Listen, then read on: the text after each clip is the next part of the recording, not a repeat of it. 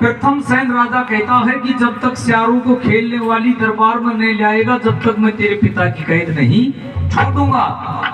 धर्मपाल मन विचार करो जो फैसलो करया था वह भी पूरा करूँ यो मैं तो विचार करूँ जो 15 साल देता है पिता की कैद छूट जाएगी। लेकिन कोई बात नहीं, गजमोतनी भी मेरे पास में है, मैं दरबार में जाऊंगा और दरबार में जाकर के गजमोतनी जाकर के राजा के दरबार में प्रवेश करूंगा। प्रसन्न होकर के आपके दरबार में जाता है और दरबार में जाकर के गजमोतनी का हाथ पकड़ करके लेकर के राजा प्रथम सेन के दरबार में जाता है। बोलो जब तक मेरे पिता की कैद छुटवाने के लिए मुझे कई काम करने पड़े हैं। महाराज ये 15 सालों से खेलने वाली है, इसका गजमोतनी नाम है। श्याम शकल को देख करके राजा ने विचार किया कि इसका तो बड़ा सुंदर चेहरा है। तिरिया संसार के अंदर ऐसी ऐसी हुई है जो जिनका चरित्र हर आदमी से देखा नहीं जाता, इतिहास के अंदर भी लिखा जाता है, बताया भी जाता है कि परतिरिया तैनी छुरी मती लगाए अंतर रावण श्री का खप गया तो परनारी के संग। परतिरिया पैनी छुरी जो 3 ओर से खाए और धनाढ़ जो बिना पास पर पंचाम हुई जाए वादा करता है, कहता है इसका रूप बड़ा सुंदर है, मैं इसके साथ में शादी करना चाहता हूँ। ये पता नहीं था कि ये तुम्हारी बेटा की स्त्री है। गजमोतनी ने विचार किया कि राजा की मति फिर चुकी है। बोलो राजा कोई बात नहीं, मैं तुम्हारे साथ में शादी तो करने के लिए तैयार हूँ, लेकिन मेरी भी एक शर्त है। बोलो बताओ शर्त कौन सी है? बोलो जन्म से अंत तक जब नलकी तो कथा सुना दे तो मैं तेरा से शादी कर लू ना करूँ हाथ हो ना। राजा के दरबार में किस प्रकार का गाठा था। प्रथम सेन ने विचार किया कि मैं नल की कथा अवश्य सुनवाऊंगा। नगर के अंदर, देश के अंदर, डाणी के अंदर, गांव के अंदर हर जगह अखबार पेपर छपा करके ये कह देता है कि कोई भी मेरे दरबार में आकर के नल की कथा सुनाएगा उसे आधा राज देने के लिए तैयार हूं। ऐसा भी प्रमाण मिलता है कि समंदर में डाला हुआ नल पाताल लोक के अंदर जाता है, पाताल लोक में जाता है तो जहर काया में भरा हुआ था। अचानक चल करके चौतारा आता है, आपके पायला को देख करके पहचान जाता है, पकड़ करके आपके पिता बासिक नाग के पास में लेकर के जाता है कि पिताजी ये वही नल है जो मुझे मैदानों की कैद से छुटाया था, काल कोठरी में रह करके मैं मेरा समय बिताया करता था। ये मेरा बाइला है, सब सर्पों को बुला करके मैदानों फैसला करता है, फैसला कर करके उसके जहर को चुसवा देता है। नल को होश आता है, होश आते ही नल को आपके पास में खड़ा करता है। ऐसा प्रमाण मिलता है कि 2 फूल देता है, एक फूल लाल था, एक फूल सफेद था। असकी नल तू लाल फूल को सूंघ लेगा तो 80 साल का बूढ़ा बन जाएगा और सफेद फूल को सूंघ लेगा तो वो कौन जवान नल बन जाएगा। अब चौतारा को कहता है कि मणि हाथ में लेकर के इसे समंदर से बाहर काट करके आ, इसके प्राण बचाने का कार्य अपन किया है।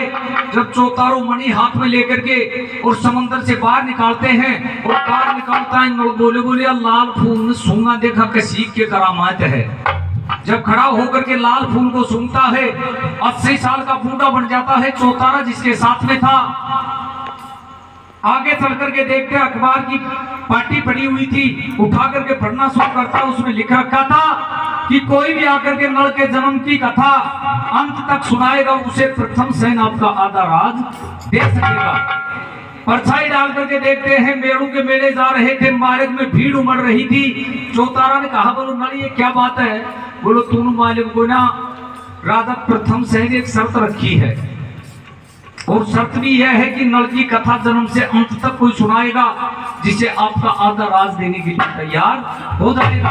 और नल की कथा तो फिर आया आदमी का बस की बात को ना आप ही तो सुनाऊंगा। चौतारा भी बड़ा प्रसन्न होता है।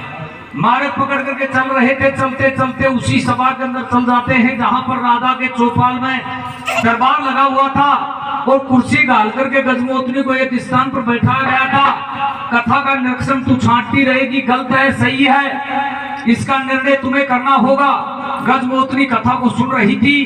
कोई आकर के नल की कथा का 5 अक्षर सुनाता है, कोई जाकर के 10 अक्षर सुनाता है, लेकिन नल के जन्म की कथा किसी से सुनाई नहीं जा रही थी। 80 साल के भेष में नल खड़ा होकर के परछाई डाल करके राजा की तरफ देखने की कोशिश करता है। जब 5-7 जना बैठा था बोले बुढ़ा तेरा मेरा मन दिन फिर गई खींची बैठ जा गवागो मरेगो शातेक में पब्लिक में तेरो काबू बोल लागे दे करके झटका बैठा दिया जाता है। दूसरी बार खड़ा होता है